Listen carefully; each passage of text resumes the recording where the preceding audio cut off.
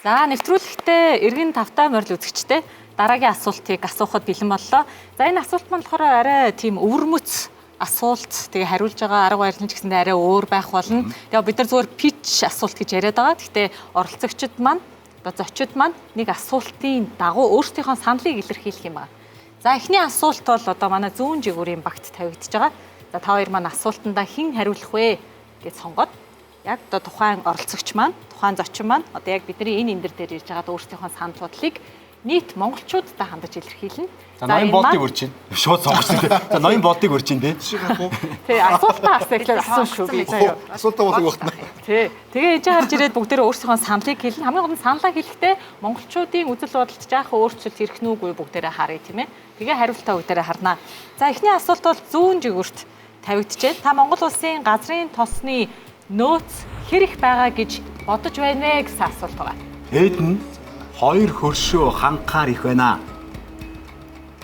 Бид нь болохоор 100 жил хомсдохооргүй их байна гэж.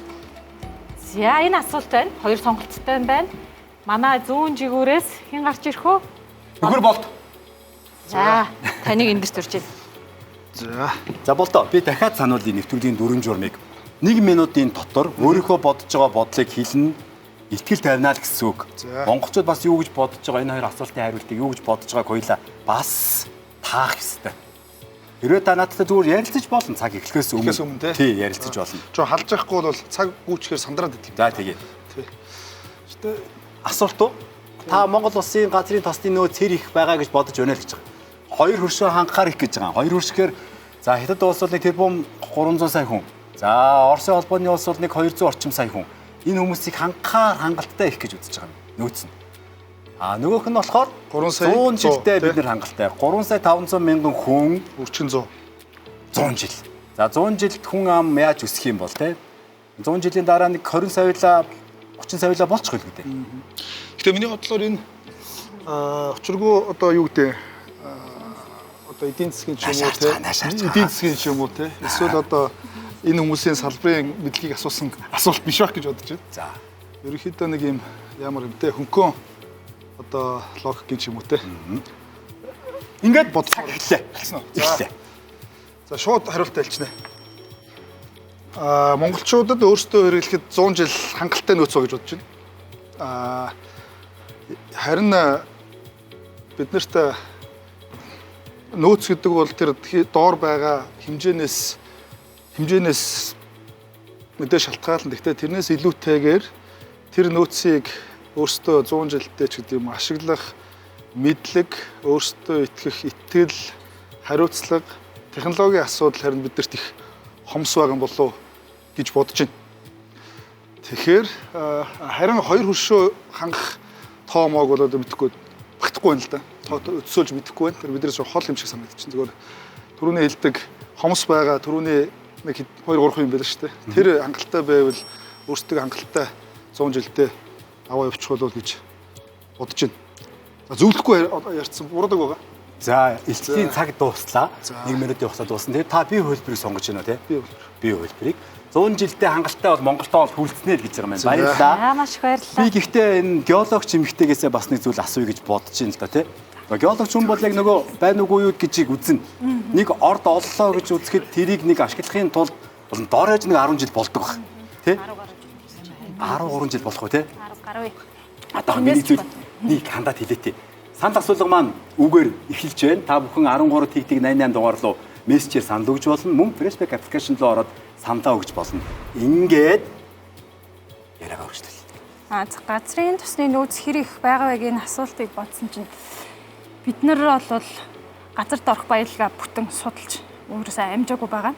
Би түрүүнд хэлсэн 33 талтай ялгасны дөнгөж 14 дээр нь бид нар хайгуул явж гин 4 блокноос нь бид нар олборлж гин үлдсэн 15-нд бид нар дор нь юу байгааг мэдэхгүй байгаа.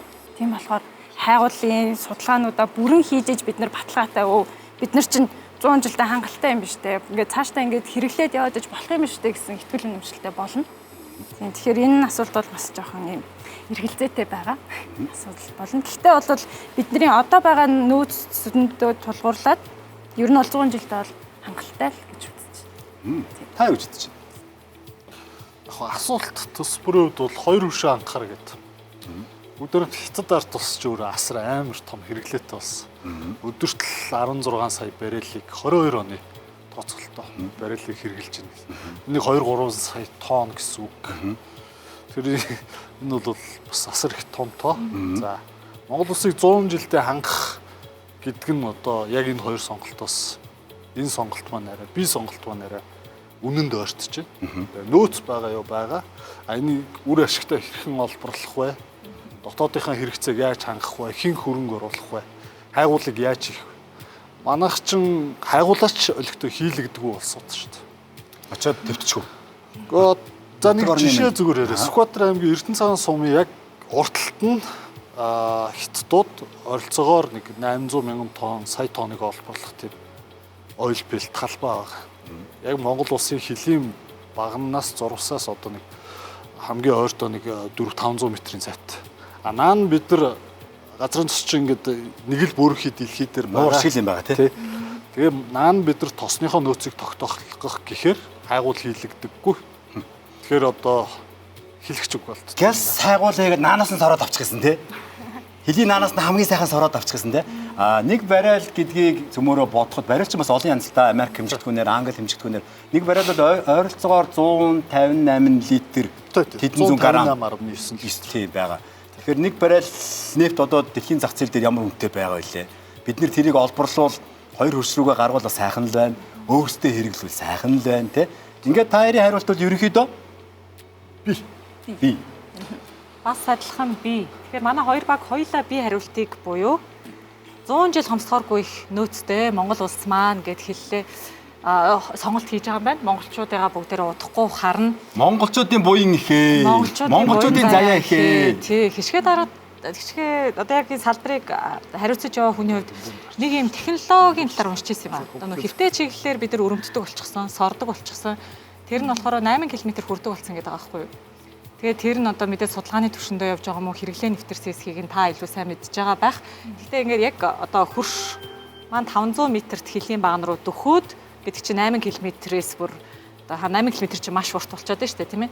Тэгэхээр яг энэ хэвтэй чиглэлийн хөдөлгөөнтэй энэ ашигт малтамлуудыгаа бүгдээрээ Монгол талдаа барьж авах нь уул нэм чухал юм байгаа юм. Тэгээд танаа газрынханд бас амжилт хүсье да. Барил. За, сонголтод арчи. Хийцэн байх. Би хөлбөр дээр ойлголоо. Түрүүн манай саналаа илэрхийлсэн бол одоо ярианда одоо манад нөөц нь байж магадгүй, манайх одоо хүн хүчин, технологи нь байхгүй байх гэсэн хариултыг бол хийж өгсөн. Гэтэ бол түүхэндээ 1950-ад оны үед Дорногов аймгийн Сайн шанд сумын нутагт Зүүн Баянгийн одоо нефтийн үйлдвэр бол байсан юм шүү дээ. 10 хэдэн жил ажиллаад тэгээд ажиллахаа болсон. Тэгэхээр тэр нь одоо туршлага манай монголчуудынхаа. Тэгэхээр энэ талаар бүгдээр удахгүй хэсэг мэдээллийг авъя.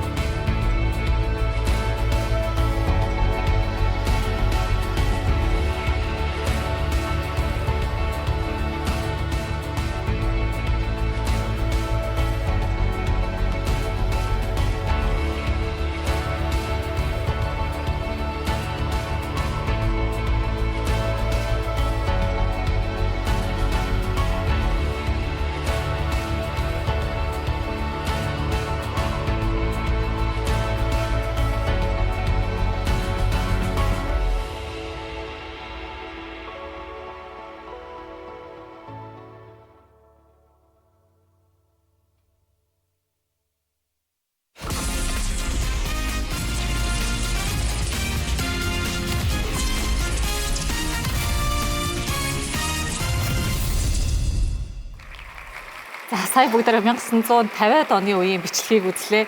Одоо миний аав ээж хоёр төрөөгүй байхад л Монгол улсад нефт одоо үйлдвэрлэгддэг, нефтийг одоо боловсруулах үйлдвэр аль хэдийн одоо байсан байгаа. Тэгэхээр энэ үйлдвэр маань уул ингээ үргэлжлээд, сайжруулагдаад байсан бол их зүгээр байсан байх. Тэгээ удахгүй гэхдээ бид нар түрүүнд юу гэлээ 28 оны эхний улиралдаа багтаага дараагийн 2 дахь удаагийн үйлдвэр нь ашиглалтанд оруулсан сайн байна да.